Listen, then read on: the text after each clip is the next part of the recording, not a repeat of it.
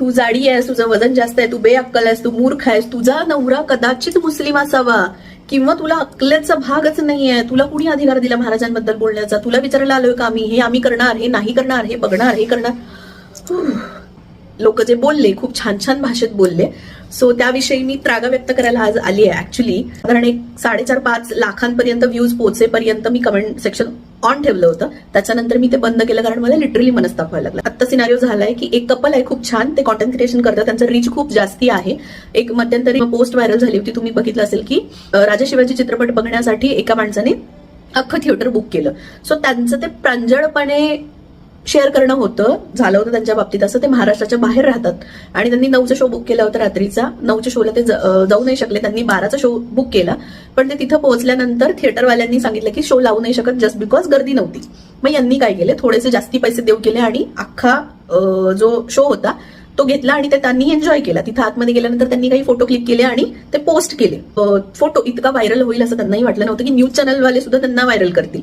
तर त्यावरती जाऊन लोक वाटेल तसं शिव्या देणं, घाणघाण बोलणं, तुम्ही ते करण्याच्या ऐवजी दान करायचं होतं, अनाथांना हे करायचं होतं, किंवा शोबाजी करता का, असं तसं, किंवा अजून काही भाषेत खूप त्यांनी वैतागून लिटरली ना एक 2.5 मिनिटांचा व्हिडिओ त्यांच्या पेजवरती पोस्ट केलाय. तो सुद्धा 1 लाख क्रॉस झालेत व्ह्यूज त्याचे. तो पण तुम्हाला जर बघायचा असेल ऍक्च्युअल काय सीन झाला तर मी कॅप्शनमध्ये त्यांची आयडी मेन्शन करते, जाऊन बघू शकता. सो त्यांचं सुद्धा हेच म्हणणं आहे की तुम्ही कोण काय व्हिडिओ बनवतंय, त्यांचं बॅकग्राऊंड काय आहे, त्यांचा पॅटर्न काय आहे व्हिडिओ बनवण्याचा, किंवा ह्याच्या आधीचं पण थोडीशी पार्श्वभूमी तुम्ही चेक करा.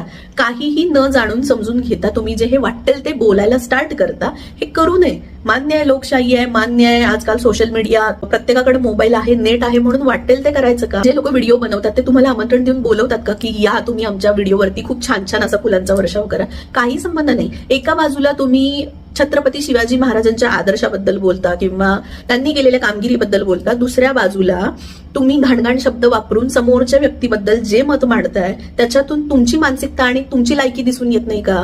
नाही म्हणजे तुमची असतील काही राजकारण्यांबद्दल तुमची मतं असतील, लोकांच्या बद्दल किंवा समाजाबद्दल तुमच्या काही अपेक्षा किंवा काही प्रॉब्लेम्स असतील, ते तुम्ही तुमच्या पेजवरती, तुमच्या प्लॅटफॉर्मवरती प्रांजळपणे मांडा ना.